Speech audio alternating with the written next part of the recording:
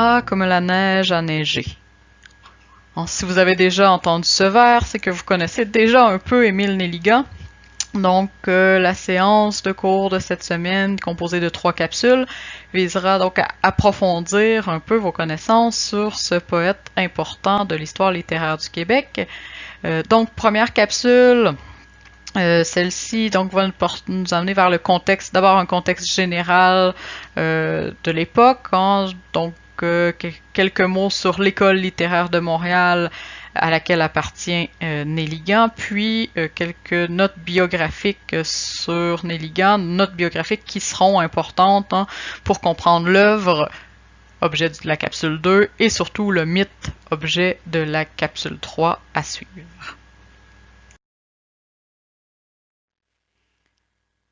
Donc, au dernier cours, on a vu que la vie culturelle à Montréal dans la deuxième moitié du 19e siècle était notamment marquée par les affrontements entre Monseigneur Bourget et l'Institut canadien de Montréal.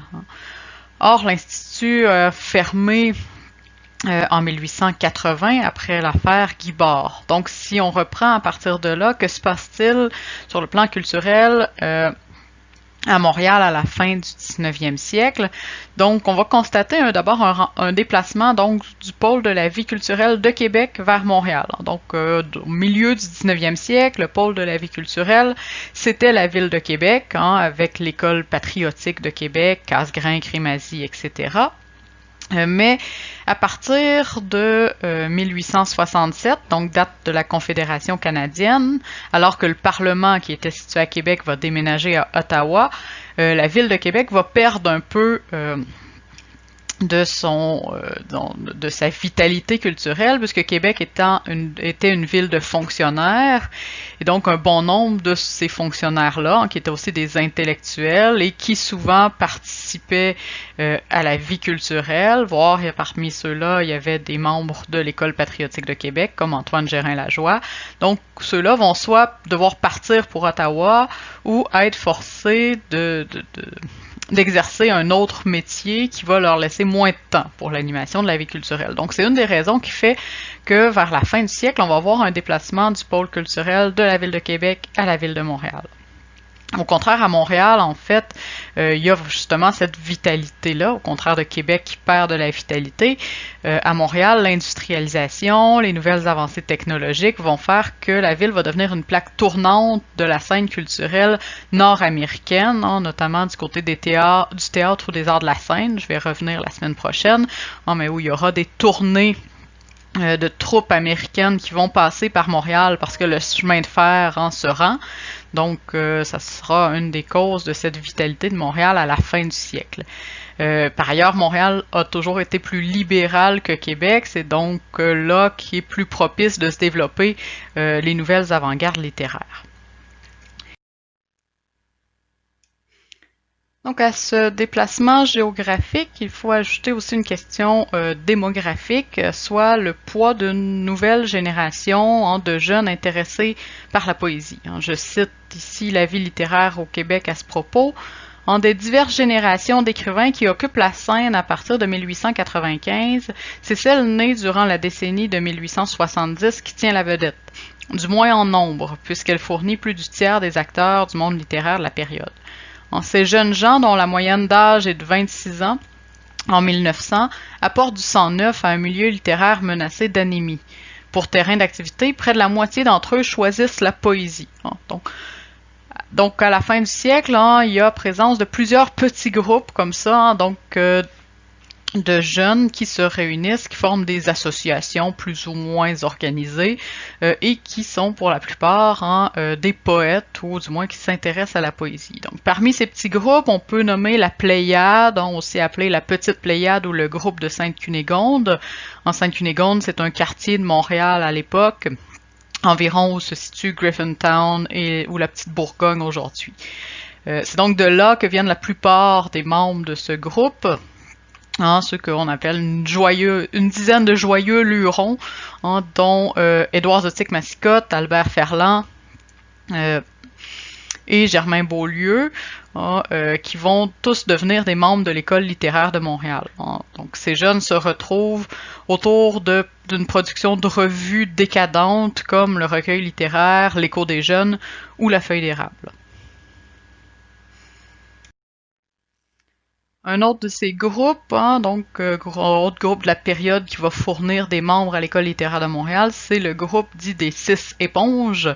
De fait, les 6 membres du groupe, soit Jean Charbonneau, Louvigny de Montigny, Paul de Martigny, Henri Desjardins, Alban Germain et Germain Beaulieu, qui faisait aussi partie, Germain Beaulieu, de la Petite Pléiade. Donc, tous ces 6 membres feront partie des membres fondateurs de l'École littéraire de Montréal. Par la suite, ils sont tous des anciens du Collège Sainte-Marie, qui est une institution importante puisque c'est le seul établissement laïque francophone au Québec. C'est donc une institution qui va avoir un impact considérable sur la production, donc c'est un ferment des jeunes écrivains, des jeunes intellectuels canadiens-français qui sont plutôt libéraux ou d'avant-garde puisque c'est un collège laïque. Donc, pour revenir au groupe des 6 éponges, on les qualifie de la bohème montréalaise, puis eux-mêmes vont adopter des attitudes liées à la bohème, notamment la rêverie, l'ivresse. Donc, leur nom, les 6 éponges, évoque ce goût pour les boissons alcoolisées. Et d'ailleurs, eux-mêmes se désignent dans les aventures véridiques d'un groupe d'éponges, un texte qu'ils font paraître, comme une institution d'anti-buveurs d'eau. Donc, bohème par la rêverie, par l'ivresse, je disais, et par la flânerie dans les cafés, notamment au café Ayotte, rue Sainte-Catherine à Montréal, qu'ils vont surnommer le petit Procope, comme s'il se prenait pour la bohème parisienne qui fréquente le Procope, qui est devenu un café mythique. Et donc, comme le groupe de Sainte-Cunégonde, ces jeunes hommes écrivent aussi des articles, des textes littéraires qu'ils font paraître pour leur part dans des journaux ou revues comme le Samedi ou le Journal des étudiants. Bref, donc ces deux groupes font partie de cette jeunesse qui cherche à importer à Québec, ou au Québec en fait, à Montréal, ce qu'on appelle en France l'esprit fin de siècle ou l'esprit décadent.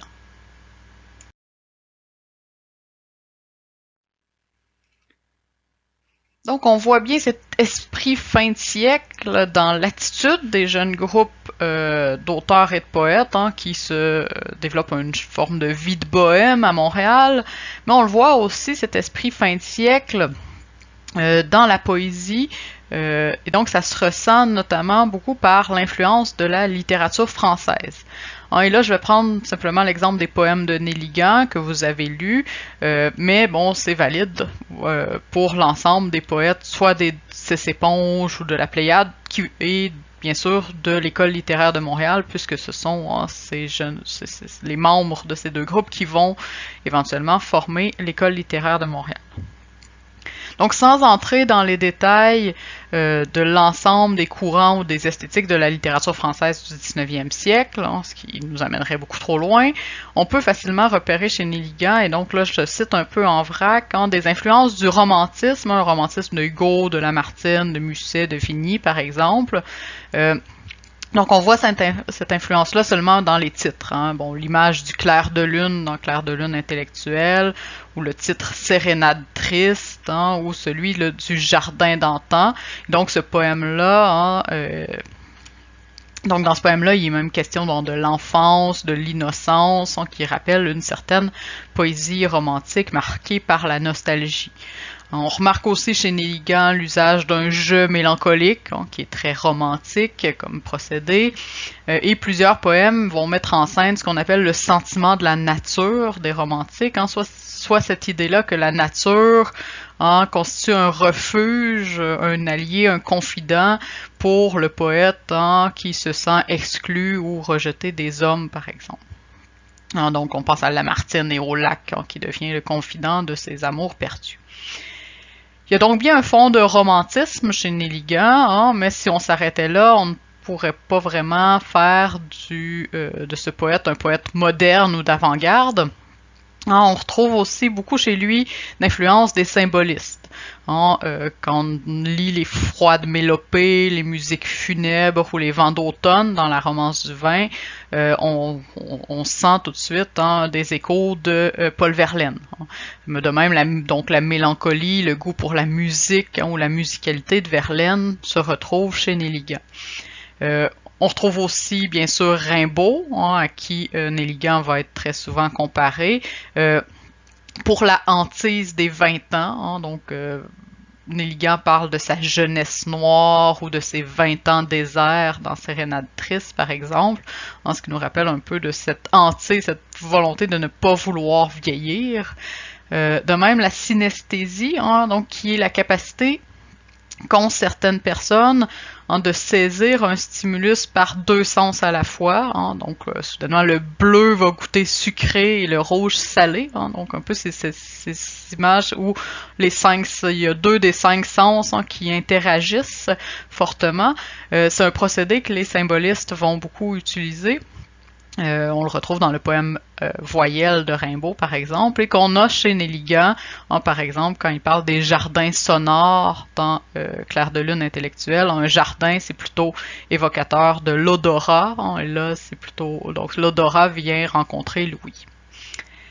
Donc, romantisme, symbolisme, mais aussi, on trouve chez Nelligan des influences des décadents. On pense à l'influence notamment de la poésie d'Edgar Allan Poe, qui a été traduite par Charles Baudelaire. Et donc ça se voit dans des poèmes plus sombres, comme Le Spectre, Les Corbeaux ou Le Corbillard, donc cet écho à Poe.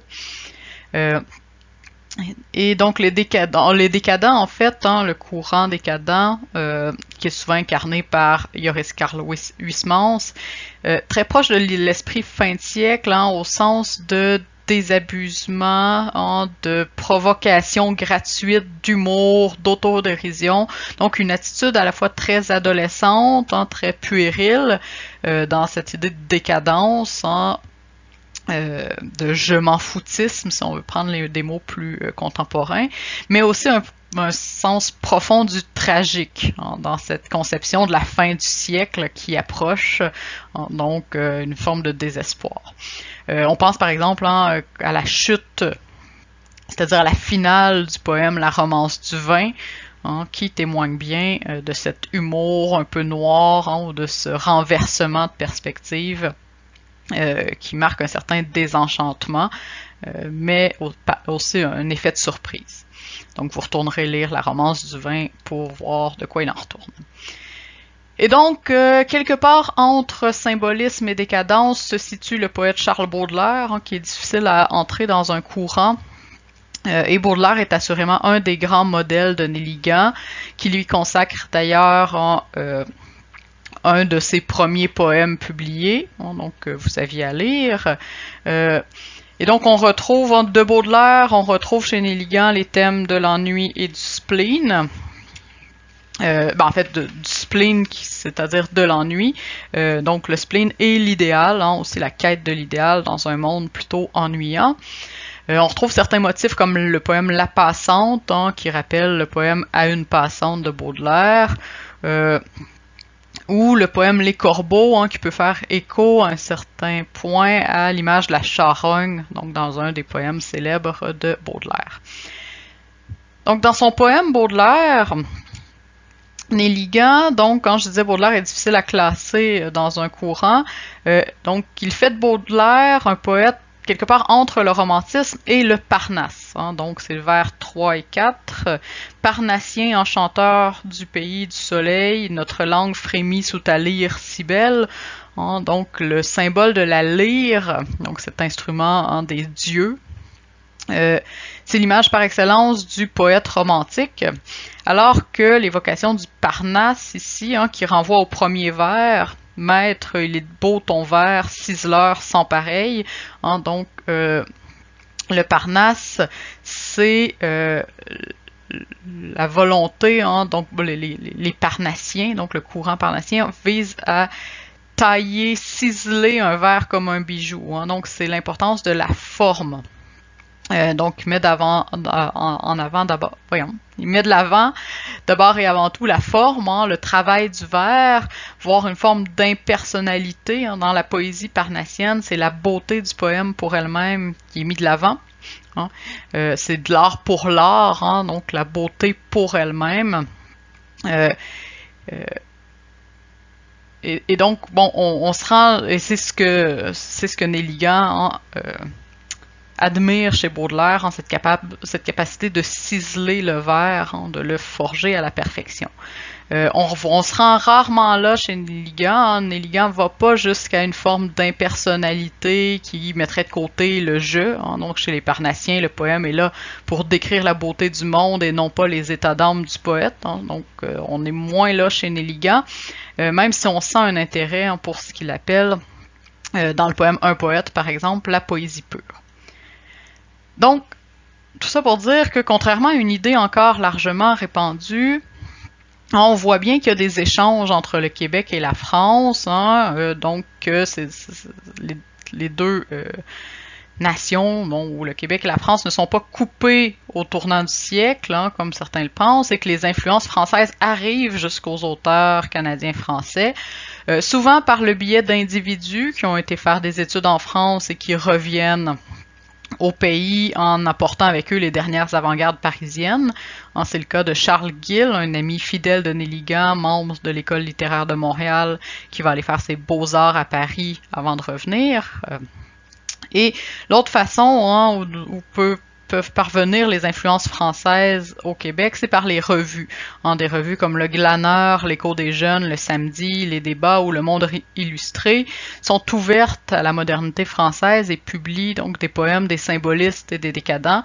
Et elles sont donc lues par ces jeunes poètes soucieux des dernières avant-gardes.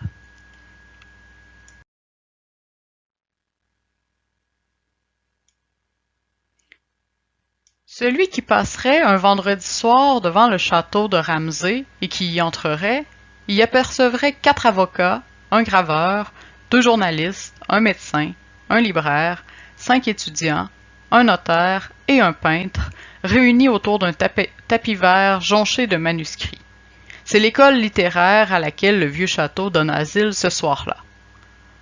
Voici comment Charles Gill décrit les soirées du château Ramsay tenues par l'École littéraire de Montréal à la fin du siècle. Donc, qu'est-ce que c'est que l'École littéraire de Montréal? Donc, l'école est fondée en 1895 par des gens de différents milieux possédant un goût pour la littérature, mais aussi pour l'écriture. Donc, c'est une école littéraire. C'est ce qui va réunir tous ses membres. Elle est composée à ses débuts d'une quinzaine de membres, dont plusieurs qu'on vient d'évoquer, donc Jean Charbonneau, Paul de Martigny, Germain Beaulieu, Louvigny de Montigny, Édouard Zotique-Massicotte, Albert Ferland, Henri Desjardins, par exemple. À ceux-ci, il faut ajouter Arthur de Bussière et Charles Gill, qui font leur entrée à l'École littéraire de Montréal en 1896, puis Émile Néligan, qui va intégrer l'école en 1897. Ils forment un peu à eux trois un trio de bohèmes, alors que les autres ont un peu vieilli depuis le groupe de la Pléiade ou des Céponges, donc ce sera le trio des jeunes bohèmes. Donc, quand on parle de l'École littéraire de Montréal, c'est généralement à cette première période, celle qui va durer de 1895 à 1900, qu'on fait référence, mais sachez que l'École littéraire de Montréal va renaître de ses cendres à quelques reprises dans l'histoire, donc 1907, 1910, 1911, 1913, 1919, 1935. Donc elle existera jusque-là, jusqu'en 1935, avec différents membres et différentes tendances, mais ce dont je vais vous parler dans cette capsule, c'est bien de l'école littéraire, donc de la première école littéraire juste avant 1900. Donc, qu'est-ce que c'est que cette école littéraire de Montréal? Donc, l'école a un triple statut, à la fois académie, école et réseau. Donc, elle est à la fois une académie sur le modèle un peu de l'académie française, c'est-à-dire qu'il existe un processus de cooptation, soit de sélection et d'exclusion possible des membres. Donc, toute personne voulant entrer à l'École littéraire de Montréal doit en faire une demande, donc une espèce de demande d'admission, et soumettre un échantillon de son travail littéraire qui est ensuite évalué par les membres qui vont juger si la qualité de ce travail littéraire est suffisante ou non pour accepter le membre qui en fait la demande, ou la personne qui en fait la demande. De même, si un membre ne participe pas suffisamment aux activités de l'école, ou si un membre cesse d'écrire et d'avoir un intérêt pour la littérature, il peut se voir exclure du groupe.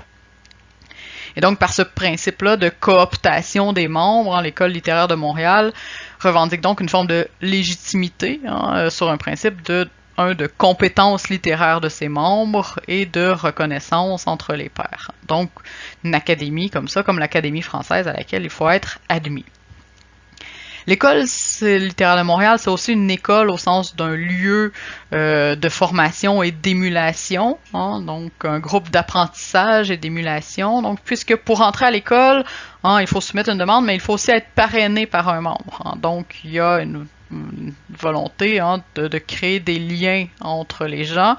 Et une fois entré, il y a une grande partie des rencontres qui consistent en une critique mutuelle et objective des travaux des autres. Et donc, c'est un lieu pour faire la critique, pour apprendre à s'améliorer soi-même, pour enseigner aux autres aussi comment, ou en tout cas, conseiller les autres sur leurs textes. Donc, il y a cette émulation ou cet apprentissage mutuel qui se fait au sein de l'École littéraire de Montréal. Et enfin, l'école est un réseau de personnes qui possèdent d'autres connaissances, d'autres compétences qui vont être mises à la disposition du groupe. Par exemple, Louvigny de Montigny est fondateur de la revue Les Débats, et Édouard Zotic-Massicotte est directeur de la revue Le Monde illustré, ce qui va offrir à l'école et à ses membres des plateformes de diffusion pour leurs œuvres ou des plateformes de promotion pour leurs événements. Donc, il y a un réseau comme ça qui se crée autour de l'École littéraire de Montréal. Donc, l'école, quand on parle d'École littéraire de Montréal, il ne faut pas entendre école au sens de mouvement littéraire ou d'une école esthétique. Donc, puisque l'école ne met pas de l'avant aucun programme ou aucune doctrine ou aucune esthétique qui serait imposée, qui serait promue, valorisée plus qu'une autre. Elle fonctionne sous le principe d'indépendance et de qualité de l'œuvre. Bien sûr, l'histoire a fait en sorte qu'on retient davantage les membres de l'École littéraire de Montréal qui vont se réclamer ouvertement de la modernité parisienne, comme je viens d'évoquer. Mais il faut savoir aussi que dans l'École littéraire de Montréal, il y avait aussi des gens comme Louis Fréchette, qui est plutôt un poète et un dramaturge patriotique, qui écrit de la poésie romantique et du théâtre historique. Il y a aussi des gens comme Édouard Zotic-Massicotte, qui est un poète moderne pour sa part à l'époque, mais qui est aussi un passionné de folklore, qui va éditer des contes et des chansons plus tard dans sa carrière, et c'est pour ça aujourd'hui qu'il est connu surtout. Donc, pas de doctrine ou esthétique imposée. Et comment ça fonctionne au sein de l'école? Principalement par des rencontres hebdomadaires entre les membres. Ça va se faire au départ chez des membres du groupe, puis ils vont siéger à l'école, à l'Université Laval de Montréal. Puis, à partir de 1898, ils vont intégrer le Château Ramsay. Le lien aujourd'hui entre l'École littéraire de Montréal et le Château de Ramsay est fait dans l'histoire. Donc, les rencontres vont souvent prendre la forme d'une ou deux présentations ou conférences orales par un membre sur un sujet quelconque. Ça peut être de la littérature, mais aussi de l'histoire, de la peinture, de la musique, de la philosophie, des sciences naturelles. Donc, les sujets sont assez larges. Donc, présentation qui est suivie d'une discussion entre les membres. Puis après, on va passer à la partie création littéraire, donc lecture et commentaire des œuvres des membres. Et enfin, on va finir par l'examen des textes soumis par les nouveaux candidats, donc la sélection des nouveaux candidats. Donc, ce qui est pratique avec cette école littéraire, qui est vraiment une structure organisée, c'est qu'on a aujourd'hui accès à ces procès-verbaux et on voit un peu comment se déroulait chacune de leurs rencontres. À partir de 1898, l'école va aussi organiser des séances publiques Donc au château Ramsay, puis au monument national, parce que ça va avoir un certain rayonnement. Donc séance publique qui conjugue encore là conférences et lecture d'œuvres littéraires. Par exemple en 1898 au château de Ramsay, Louis Fréchette va faire une lecture de sa nouvelle pièce Véronica. Et on connaît aussi l'impact de la soirée la séance de 1899, où Nelligan va lire sa romance du vin. Je vais y revenir dans un instant. Donc ces événements sont courus. Il ne faut pas s'imaginer que c'est juste quelques happy few en bon français qui assistent à ces séances. Donc c'est vraiment des événements avec un large public. Ils sont annoncés dans les journaux et sont commentés le lendemain. Donc on voit d'abord ici une annonce de la séance du 26 mai qui paraît dans La Patrie, le journal d'Honoré Vaugran. Je cite: « Ce qu'il y a de certain, c'est que l'école littéraire à cette nouvelle... ce qu'il y a de certain, c'est que l'école littéraire, à cette nouvelle fête des lettres, justifiera une fois de plus les sympathies enthousiastes que lui a toujours témoigné notre public lettré, et tout fait prévoir que l'assistance sera aussi nombreuse que distinguée. » Donc, il y a cette annonce-là et on envisage déjà la présence de plusieurs personnes et de l'élite de la société. Et donc, quelques jours le lendemain de la séance qui a lieu le 26 mai, La Patrie toujours va faire un compte-rendu de chacune des présentations avec un portrait des participants. Donc, vous avez l'image sur la diapositive.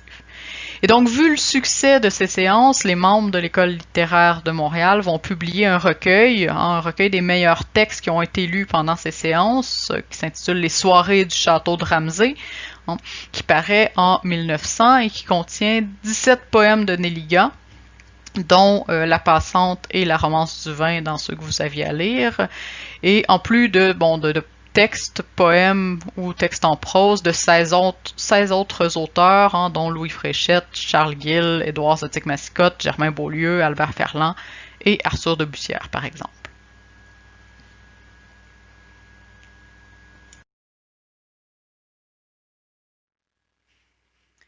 Donc, un mot sur Émile Nelligan avant de clore cette première capsule, et dans les suivantes, on s'intéressera davantage à son œuvre et à sa postérité. Donc, Nelligan est né le 24 décembre, veille de Noël. Ça aurait son importance, donc on le verra. Donc, 24 décembre 1879, mort en 1941 à l'âge de 61 ans. Son père est irlandais, ce qui fait qu'en réalité, on devrait prononcer son nom à l'anglaise, son nom de famille, Nelligan. Or, le jeune Émile va choisir de franciser son nom puisque sa préférence allait à sa mère, canadienne-française d'origine gaspésienne. En effet, le père de Nelligan, qui est un petit employé des postes, était plutôt en désaccord avec l'intention de son fils d'être poète, alors que sa mère, qui était musicienne, l'encourageait dans son amour pour l'art, ce qui explique sa préférence avec sa mère, à qui il va vouer une espèce de culte qu'on retrouve aussi dans sa poésie. Donc Nelligan fréquente à la suite de l'autre le collège Mont-Saint-Louis, le collège de Montréal, qui sont des collèges classiques dirigés par des prêtres, puis le collège Sainte-Marie, donc établissement laïque dont je vous ai glissé un mot tout à l'heure. Donc Nelligan est un élève indiscipliné qui va cumuler les échecs, qui refuse de travailler, qui va se faire renvoyer de l'école aux grandes dames de son père, qui va finir par lui dénicher un emploi de comptable, mais Nelligan ne va garder cet emploi que 2 semaines, enfin moins de 2 semaines. Nelligan, très tôt dans sa vie, a donc une seule ambition, c'est celle d'être poète, et tout ce qu'il aime à l'école, au collège, ce sont les cours de théâtre, les cours de diction ou les cours de récitation, où il peut notamment réciter de la poésie, et on sent très tôt qu'il y a une aisance dans la récitation publique qui va lui servir à l'École littéraire de Montréal. Donc, Nelligan commence à écrire à l'âge de 16 ans, en juin 1896, et il va cesser d'écrire, on verra pourquoi, en août 1899. Il écrit donc toute son œuvre entre 16 et 19 ans. C'est pendant cette période qu'il est admis à l'École littéraire de Montréal, donc en 1897, sous le parrainage d'Arthur de Bussière, qui était entré à l'école un an avant lui.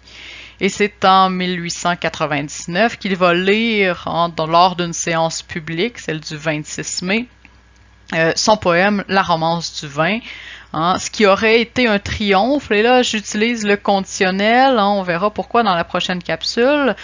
Donc, lecture de la romance du vin, supposé triomphe, mais c'est aussi le dernier poème qu'il va lire en public. Après ça, donc, il s'isole et sombre dans la folie, dit-on. Et donc, le mal dont il est atteint n'est pas très clair. On parle de névrose, de démence précoce, de schizophrénie ou de dégénérescence mentale. Donc, il a lu sa romance du vin en mai 1899 et il est interné en août 1899.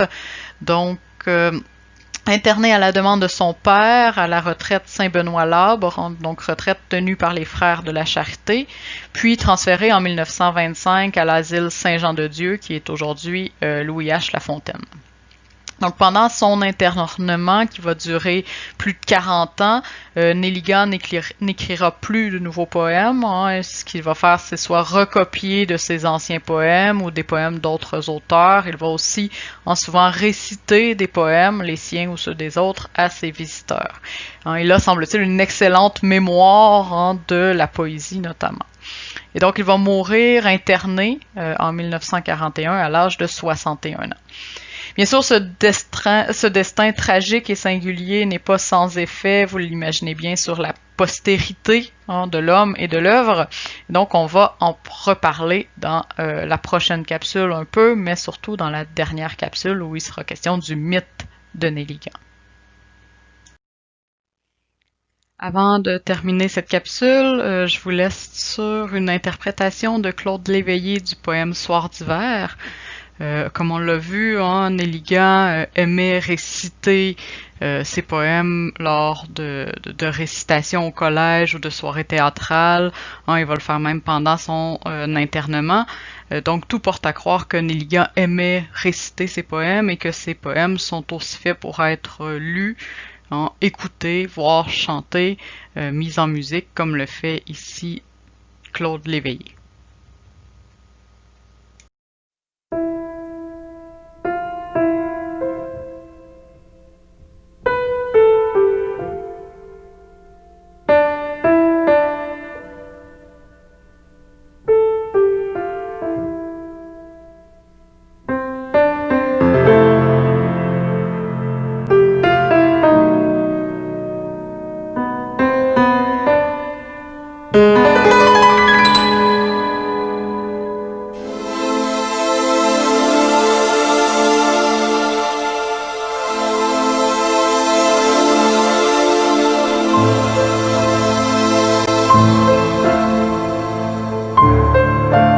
Comme la neige a neigé. Ma vitre est un jardin de givre. Comme la neige a neigé.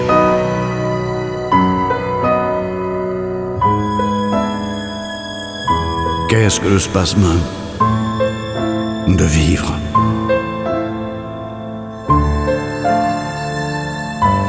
La douleur que j'ai.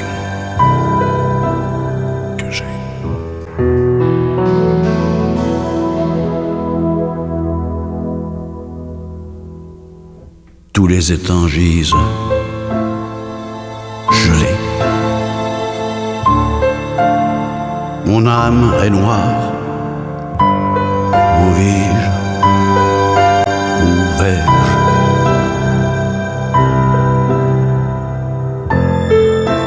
Tous ces espoirs gisent gelés. Je suis la nouvelle Norvège.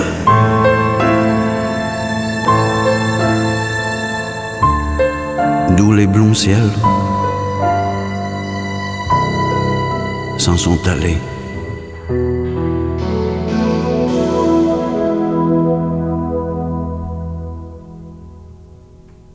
Pleurer oiseau de février, au sinistre frisson des choses. Pleurer oiseau de février, pleurez mes pleurs, pleurez mes roses, aux branches du genévrier.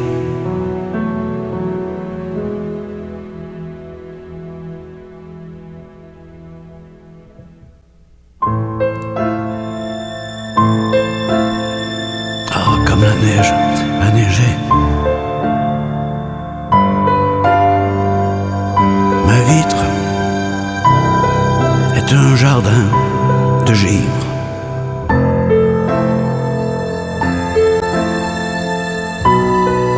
Ah, comme la neige a neigé. Qu'est-ce que le spasme de vivre?